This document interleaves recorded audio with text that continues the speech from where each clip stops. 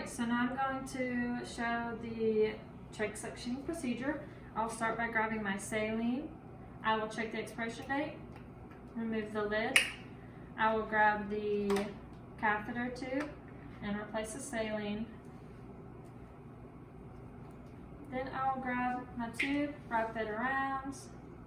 I'll take my non-dominant hands and plug in the catheter to the wall suctioning. When I do that, make sure it's a tight fit, as well as make sure that the wall suction is between 100 and 150 mmHg, as well as making sure it doesn't go over 180. And then I'm going to come back over here and I'll insert the tube into my saline, lubricating it. I will also suction a little bit of saline to make sure that it is suctioning correctly.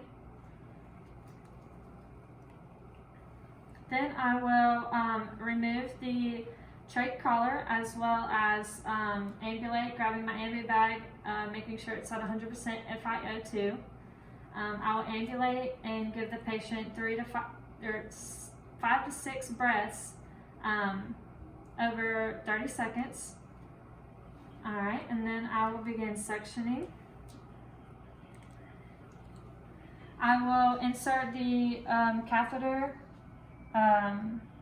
trying not to contaminate it by touching the patient's gown, my PPE, and I don't want to contaminate my sterile hand by touching the outer cannula.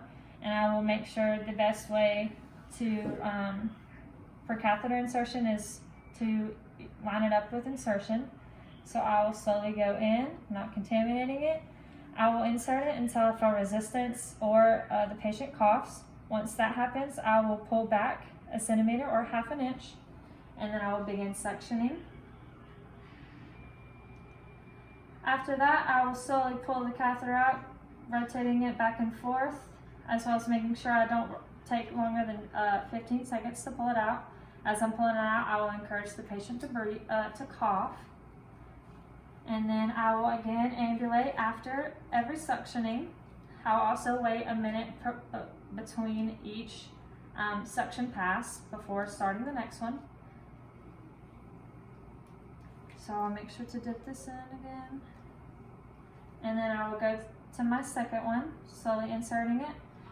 While I'm suctioning, I will be watching the patient's vital signs and the pulse oximetry. I need to stop suctioning if the patient's, if there's a 20 beats per minute change in the patient's pulse rates, that's an increase or a decrease. And I also need to stop if the patient's SpO2 level goes below 90% or is at a 5% change from the baseline. So again, I will ambulate.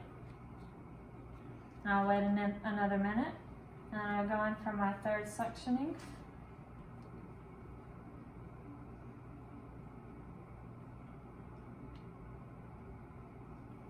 After that third suctioning, I will hyperoxygenate the patient one more time, and then I will replace the